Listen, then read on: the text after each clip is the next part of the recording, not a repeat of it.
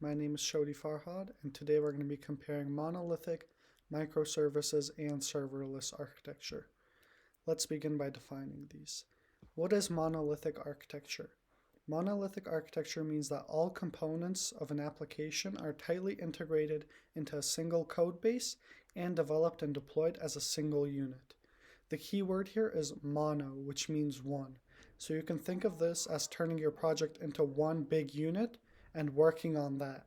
Key characteristics of monolithic architecture include a single code base where everything is, and that's what you work on. Tight coupling, which means everything is tightly integrated with each other and they're all closely connected. And finally, centralized deployment. You develop it all together and you deploy it together as a single unit. Again, we have to remember one. Mono means one. This entire thing revolves around you having one unit as your project. Some examples of monolithic architecture include companies like Uber, Netflix, and Spotify, which have all used monolithic architecture, and this style is actually very popular with many companies because they start with it and then transition to other styles, since the monolithic architecture is very good for prototyping or creating basic web applications to begin with. Next, let's discuss microservices architecture.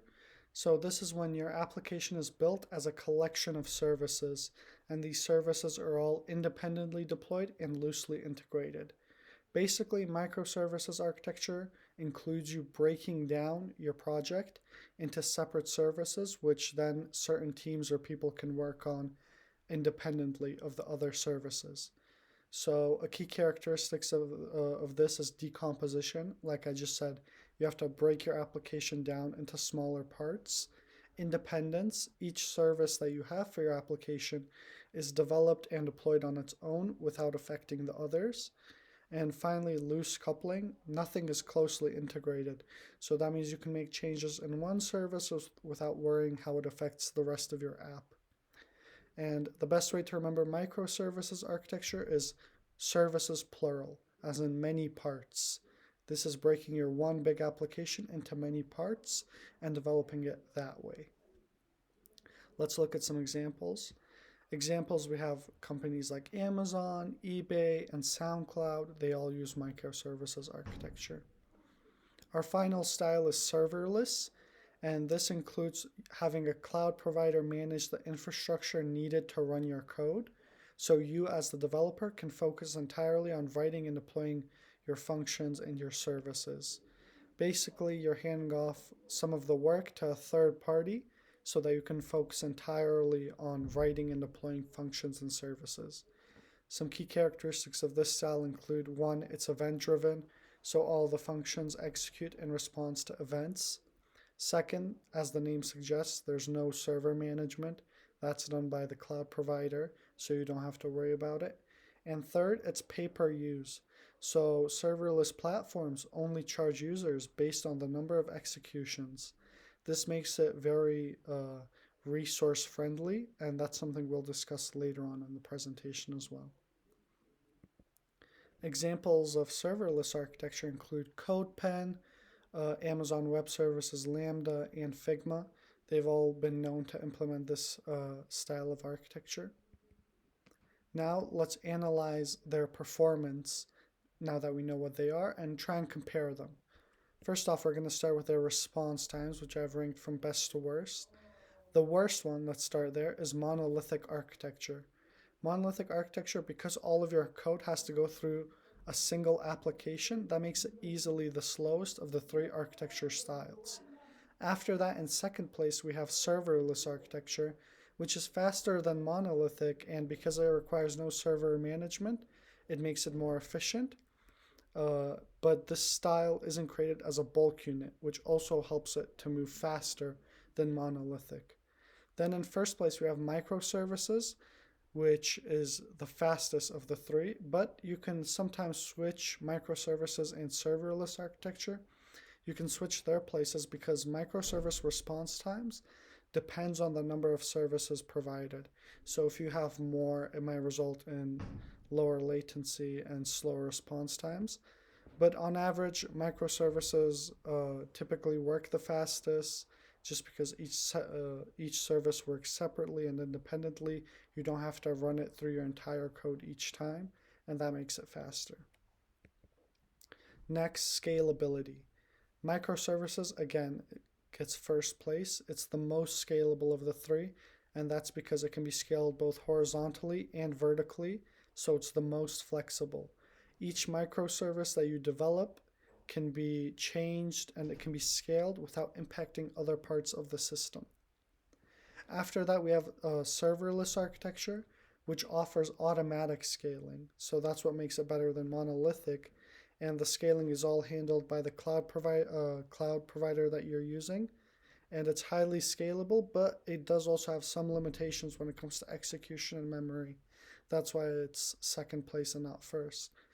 Finally, monolithic architecture is the least scalable of the three, and that's because while you can scale it vertically, to scale it horizontally is very difficult because your entire application is one big unit. If you scale one part, you have to scale all of it. You can't do it like in microservices where you only scale a single service. With monolithic, it's, do it all or don't do it. That's how it is. Then resource utilization. Serverless architecture has the best resource utilization, and we spoke about this a bit earlier, because the resources are provisioned based on need, and they're allocated depending on the actual demand and execution requirements of specific functions. Basically, what this means is your resources, they only go to places that need them when they need them, and that makes it very efficient. After that is microservice architecture, and that's because individual services or sources can be scaled and resources can be efficiently allocated.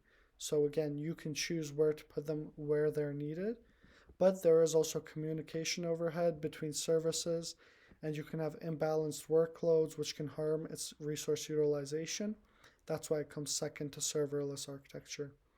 Finally, monolithic architecture has the worst resource utilization, and that's because all the components of the application share the same resources and environment. So they share CPU, they share memory, and this makes it very inefficient. It makes it very not flexible, and also the least scalable, which hurts its resource utilization. Now let's take a look at developing and deploying these different styles of architecture. So the ease of development, monolithic gets first place, and that's because it's by far the simplest, it's the fastest and easiest to develop, and it has easily understandable patterns. If you think of something like developing a web application using Django and Python, it's so simple to do something like with MVC style. You know where you're supposed to write your code, how to structure it. It's very simple, very straightforward, and you can get it done quickly. After this is microservices architecture in second place, and it's not so fast to be developed, but it has less code than monolithic architecture.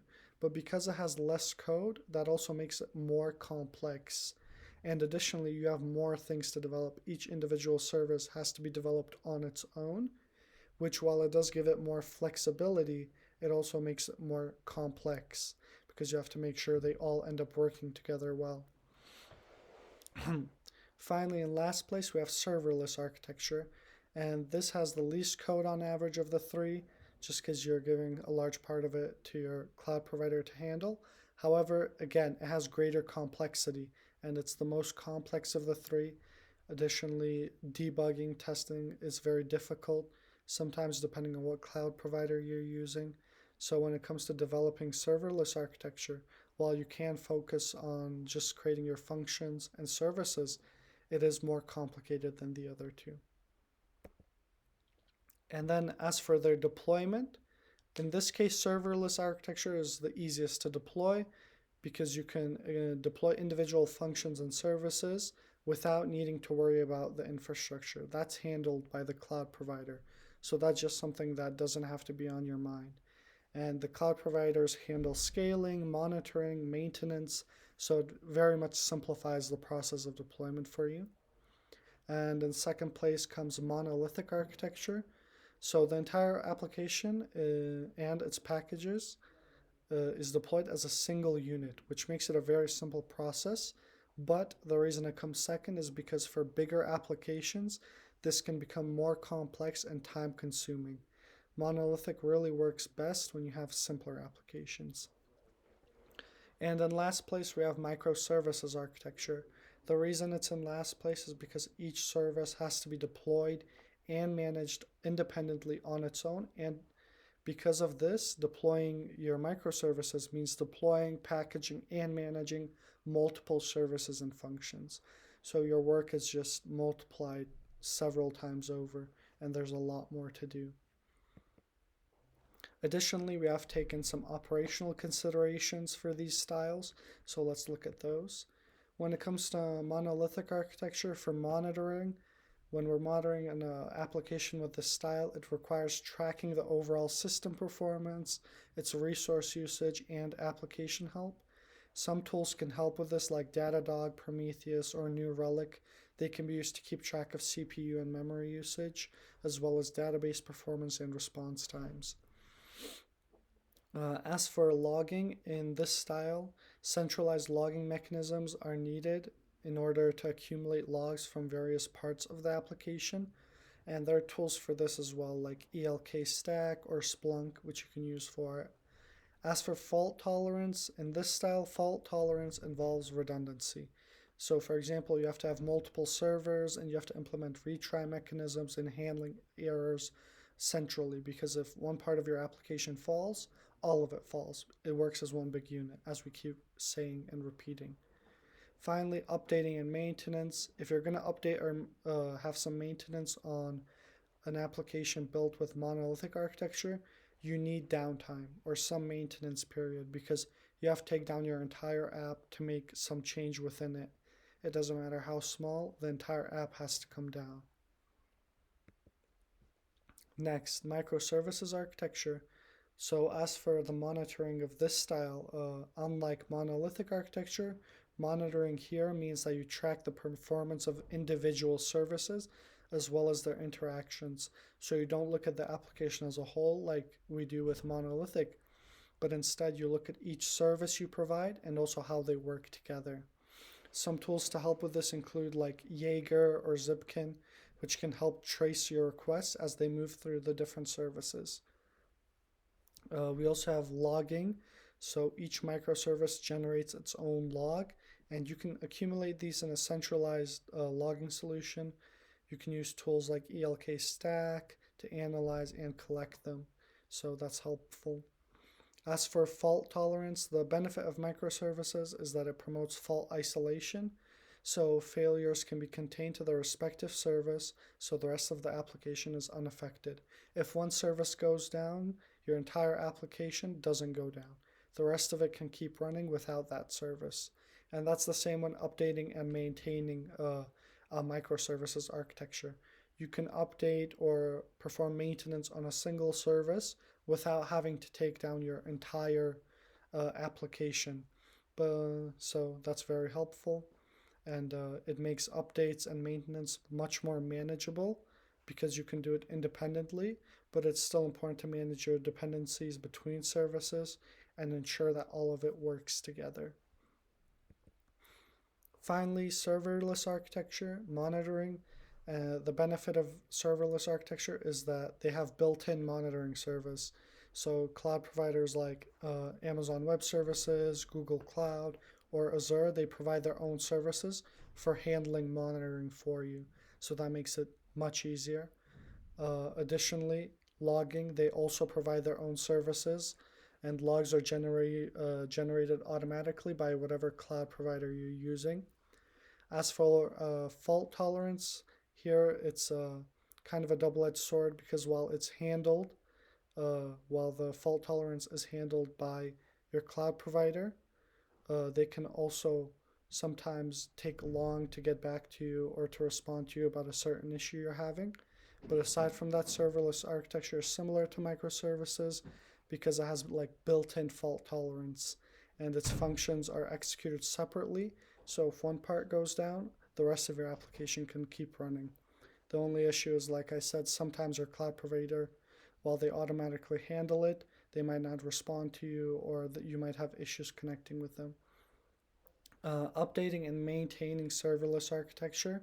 It's easier than monolithic because developers can update individual functions similarly to like how you can do it in microservices. So that just makes it much easier. Now let's go over our evaluation of these and recommendations of when to use them. So first off, let's evaluate Monolithic. What are its pros? What are its cons? Pros: simplicity. Monolithic is the simplest of the three styles. It's very easy to get into, very easy to develop and deploy. Performance: for simpler applications, it can have lower latency and faster response times for low complexity apps. But again, if you make them more complex, your response times are going to slow down. And then, as I said, ease of development, ease of deployment. It's very simple, very easy to understand, has recognizable patterns, and you can deploy the entire thing as one unit, so it just streamlines the whole thing for you. Now, as for the cons, first and foremost, scalability. Monolithic is very challenging to scale because you have to update your entire application anytime you want to scale one part of it. You can't do them all individually. And it's the same for maintainability. As you grow, monolithic apps, they become more complex and difficult to manage, especially because a small change in one part of the code impacts the entire system. So you really have to be on top of it and keep track of everything. Fault isolation is another con. As we said, if one part of your app goes down and you're using the monolithic style, your entire application is going down. They're all part of one big unit and they're not separated. So if you have one part go down, the whole thing goes down. Finally, a resource utilization. As we said before, all components share the same environment and resources, so that just makes it very inefficient. Now let's discuss the pros and cons of microservices architecture. So the pros: scalability. Because each service is developed independently, it's very easy to scale them and not impact the rest of your system. Same goes with resource utilization or flexibility. Resources can be directed where they're needed, and you don't have to worry like in monolithic architecture about them being inefficiently used. Fault isolation is another strength of this style. If one service goes down because it's separate from the rest of your application keeps functioning, it doesn't go down, and it keeps working well.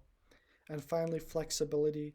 You can have different groups of people developing different services, and they can use different resources for it. They can use different tools or frameworks for each service. They're not bound to one specific route as they would be with something like monolithic style. As for the cons, we have complexity, having to manage multiple services, development, deployment for each of those services. That just adds a lot of complexity and makes your project more difficult to manage. Additionally, there's operational overhead. Because you're managing a large number of services, you need a robust and very strong infrastructure to handle it all. And you need deployment pipelines, monitoring, logging, and all of this, which they can add to your operational overhead. Finally, coordination is very difficult, and it's a con when it comes to microservices. You have to coordinate your changes across multiple services and ensure backwards compatibility to ensure that everything's working together smoothly, it's working, and your application can exist as a whole, even though it's made up from individual parts. Now let's discuss pros and cons of serverless architecture. So pros: scalability. Serverless architecture scales automatically based on demand, so it makes it very efficient for resource utilization, and it's easy to scale. Cost: like we said, it has a pay-per-use protocol, which means you only pay for resources you use during execution. So you can have lots of savings with this. Additionally, simplicity. Simplicity in the sense that you can focus on writing code only for your functions and services. You don't have to worry about managing the infrastructure. And in that sense, serverless is very simple. Additionally, fault tolerance. Because you have cloud providers handling your infrastructure management, they also handle your fault tolerance and scaling. So that's just something you don't really have to worry about as much, and it's very helpful. As for cons, the biggest issue is that you have less control because you have a third party handling your infrastructure management, and you have this cloud provider you're working with.